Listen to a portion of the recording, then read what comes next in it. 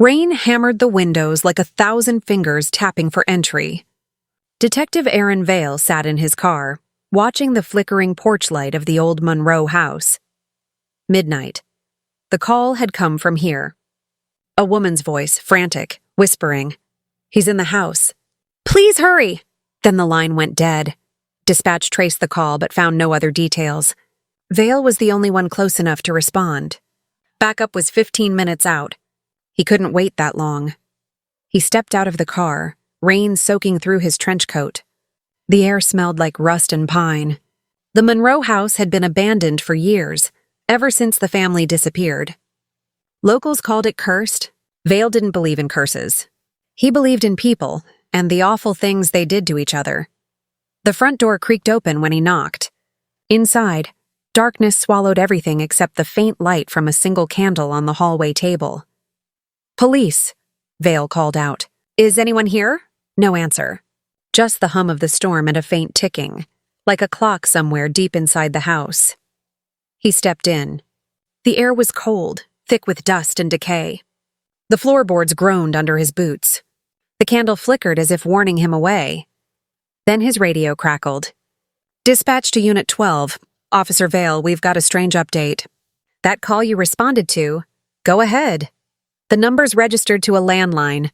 Disconnected 10 years ago." Vale froze. "Repeat that?" "It's from the Monroe residence. But the line's dead. Has been since 2015. He turned off his radio and looked down the hallway. The ticking grew louder. Probably a clock, he told himself. Old houses make noise. He moved toward the sound. The hallway stretched longer than it should have, lined with portraits. Dusty, crooked frames of smiling faces. The Monroes, father, mother, 2 kids. Vale had read the file, one of those cases that haunted rookies for years. The family vanished without a trace. Plates still on the dinner table, TV still on. No signs of struggle. He reached the living room and stopped. Every clock in the house, at least a dozen, was piled on a table. Mantle clocks, pocket watches, alarm clocks, all ticking in perfect unison. Midnight, frozen on each face. Vale's flashlight flickered. Then he heard it, a floorboard creak behind him. He turned fast, gun raised. "Police, show me your hands." Silence, then faintly a whisper. "He's still here." Vale's heart kicked. The voice came from the hallway. A woman's voice, the same one from the call. "Ma'am," he called. "Where are you?" No response.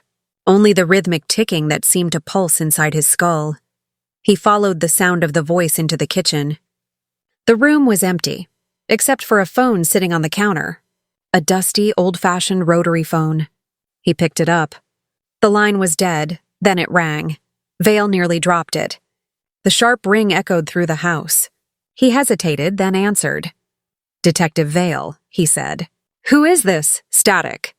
Then, "He's behind you." He spun around.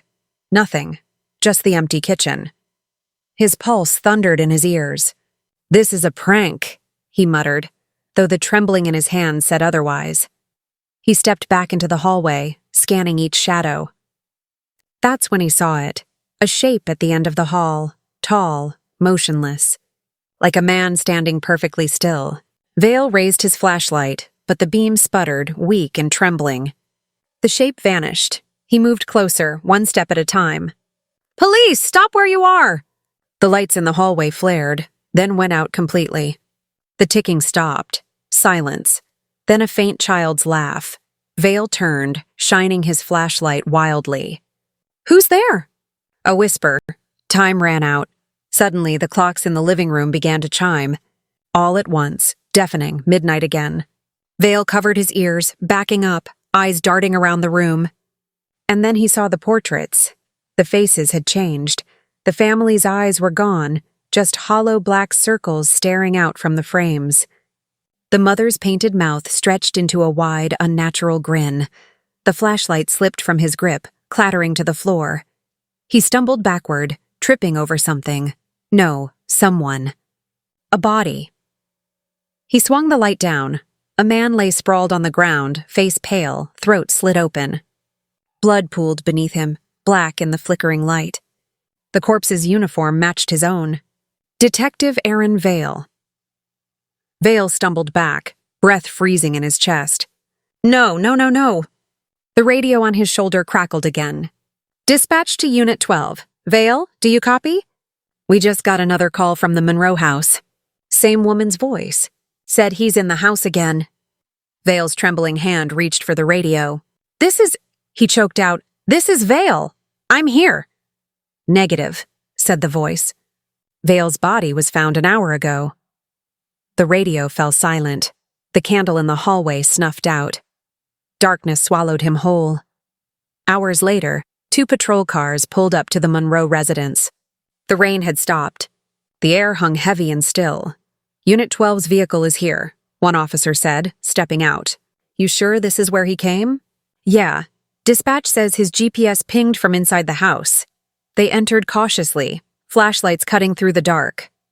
The first thing they noticed was the clocks. Every single one had stopped at midnight. The second thing they noticed was the smell. They found the body of Detective Vale in the hallway. The radio still clipped to his vest. One officer knelt and pressed a hand to the radio. Static hissed. Then a voice came through. Calm, steady, familiar. This is Detective Vale. I'm inside. I think someone's in the house. The officers exchanged a glance. Must be interference, one muttered. Swallowing hard, they backed out slowly, calling for backup. Behind them, the candle on the table flickered to life, and the ticking began again,